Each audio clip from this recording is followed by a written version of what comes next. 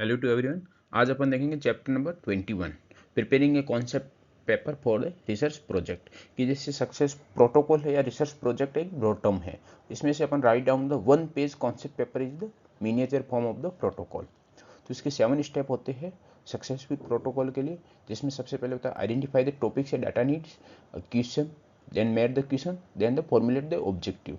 तो ये first step हो गया। उसके बाद सेकेंड स्टेप में आपको आउटलाइन है वन पेज कॉन्सेप्ट पेपर, जिसमें अपन को एक miniature form of the protocol, जो रिसर्च प्रोटोकॉल होता है उसका मिनिएचर फॉर्म होता है वन पेज कॉन्सेप्ट पेपर, जिसमें अपन को हर कुछ बुलेट टाइप में इन अपन को शॉर्ट फॉर्म में सब हर पॉइंट को मेंशन करना है।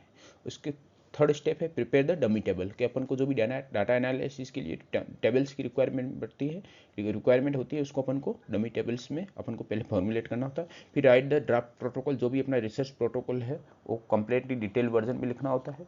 फिर प्रिपेयर द इंस्ट्रूमेंट या एनेक्सेस, कि अपन को जो भी इंस्ट्रूमेंट है, जो भी क्वेश्चनियर फॉर्म था, डाटा कलेक्शन के लिए रिक्वायरमेंट था, उसको अपन को राइट डाउन करना फिफ्थ स्टेप में। और एनेक्सेस जो भी कंसेंट फॉर्म है या एडवर्स रिपोर्टिंग फॉर्म है, वो अपन को सब कुछ फिफ्थ स्टेप में इंक्लूड करना है।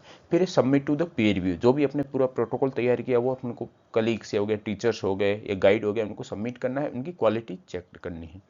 और लास्ट है अपन को, जब सब कुछ प्रिपेयर हो गया उसके बाद अपन को एथिकल कमेटी के अप्रूवल या परमिशन की रिक्वायरमेंट होती है।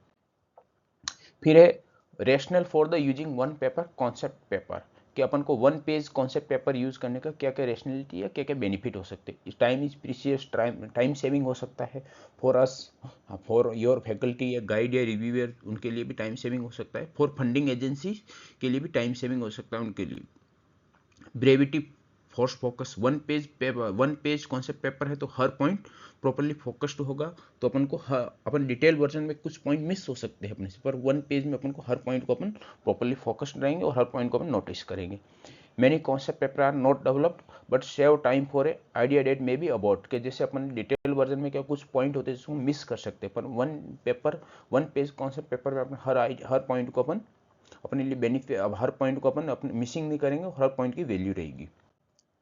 फिर outline of the one page concept paper in the bullet style, के जो भी अपने कॉन्सेप्ट पेपर में जो भी अपन पॉइंट लिखेंगे वो बुलेट स्टाइल में होने चाहिए। इसमें से सबसे पॉइंट वाइज है बैकग्राउंड एंड जस्टिफिकेशन, फिर ऑब्जेक्टिव, मेथड्स, एक्सपेक्टेड बेनिफिट्स क्या है उससे, की रेफरेंसेस क्या है, और लास्ट में बजट की रिगार्डिंग अपन राइट डाउन करेंगे।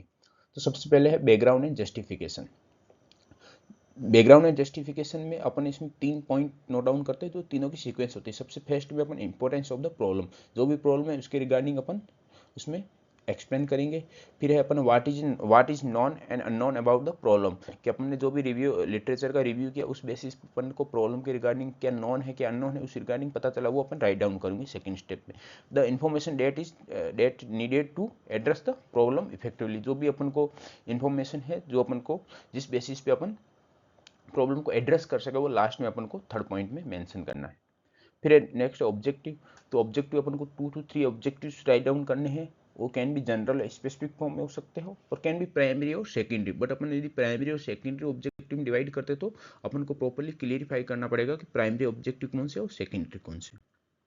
फिर methods, outline of the methods, इसमें अपन को हर मेथड के हर पॉइंट को वन बुलेट से रिप्रेजेंट करना है, जिसमें सबसे फर्स्ट है study design, next study population, then operational definition, sampling procedure, sample size, data collection, analysis of plan और ह्यूमन पार्टिसिपेशन प्रोटेक्शन। जो मेथोडोलॉजी में ये सब अपन को पॉइंट कवर करने हैं, इसके रिगार्डिंग अपन क्या क्या मीनिंग है और क्या क्या इसके अंदर इंक्लूड करते हैं वो अपन आगे देखेंगे। फिर की reference not more than the 5, की रेफरेंस अपन को 5 ही लिखने हैं maximum, as per the standard guideline, जिसमें ICMJ के जैसे गाइडलाइन है, कोई भी स्टैंडर्ड गाइडलाइन है उसके अकॉर्डिंग अपन को राइट डाउन करने हैं, क्योंकि इनकी एक सीक्वेंस होती है रेफरेंस लिखने के भी, और रेफरेंस है वो उनके number of total reference not more than the 5। फिर बजट है, बजट को अपन 4 to 5 लाइन में रिप्रेजेंट करना है, नो डिटेल जस्टिफिकेशन रिक्वायर्ड, और budget can be divided in the salaries, per diem, travels, equipment and supplies and miscellaneous, जो भी रिक्वायरमेंट होती है उसको अपन को मेंशन करना है।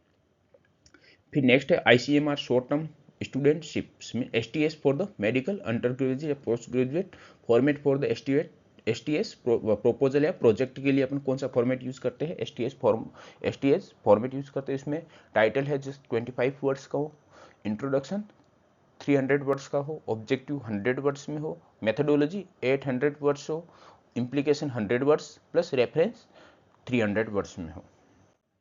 Last, what can you achieve with the one page concept paper, के क्या क्या बेनिफिट हो सकता है इसमें।